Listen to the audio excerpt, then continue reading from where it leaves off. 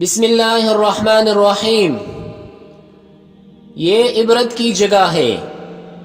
قل سیروا فی الارض ثم انظروا کیف کان عاقبۃ المکذبین، تم فرما دو زمین میں سیر کرو پھر دیکھو کہ جھٹلانے والوں کا کیسا انجام ہوا۔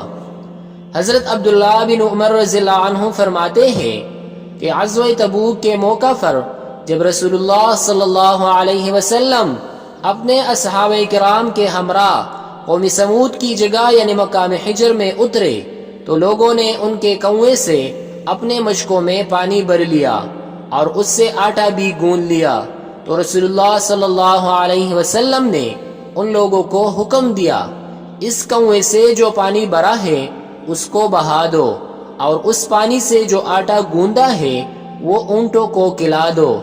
اور آپ صلی اللہ علیہ وسلم نے فرمایا تم لوگ اس کنویں سے پانی بھرو جس کنویں سے حضرت صالح علیہ السلام کی اونٹنی پانی پیا کرتی تھی۔ حضرت سالم بن عبداللہ بن عمر رضی اللہ عنہ فرماتے ہیں کہ جب رسول اللہ صلی اللہ علیہ وسلم صحابہ کے ساتھ مقام حجر سے گزرے تو آپ نے صحابہ سے فرمایا ظالموں کے مکانات میں داخل مت ہونا مگر روتے ہوئے کہ کہیں ایسا نہ ہو کہ تم پر بھی وہی عذاب آ جائے جو عذاب ان پر آیا تھا۔ پھر سواری پر بیٹھے ہوئے رسول اللہ صلی اللہ علیہ وسلم نے اپنے چہرے پر چادر ڈال دی۔ قوم سمود، بسم اللہ الرحمن الرحیم، ان ھذا لہو القصص الحق وما من الہ الا اللہ وان اللہ لہو العزیز الحکیم، یہی بے شک سچا بیان ہے اور اللہ کے سوا کوئی معبود نہیں، اور بے شک اللہ ہی غالب ہے، حکمت والا ہے۔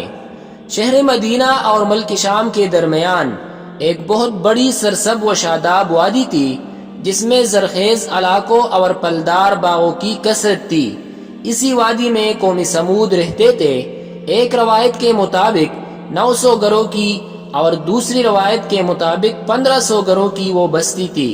اس قبیلہ کا نام ان کے دادا کے نام پر قوم سمود رکھا گیا تھا۔ ان کے پایہ تخت کا نام الحجر تھا۔ اس قوم کو فن تعمیر میں بڑی مہارت حاصل تھی۔ یہ لوگ پہاڑی علاقوں میں سنگین چٹانوں کو تراش خراش کر اور پہاڑوں کو کھود کر شاندار مکان اور محل بنایا کرتے تھے۔ ان لوگوں نے جاڑوں میں رہنے کے لیے پہاڑوں کے اندر محل بنا رکھے تھے اور گرمیوں میں رہنے کے لیے پہاڑوں کے اوپر مکان بنا رکھے تھے۔ آج بھی ان کی بنائی ہوئی عمارتوں کے آثار موجود ہیں جو ان کے ہاتھوں کی مہارت کی گواہی دیتے ہیں۔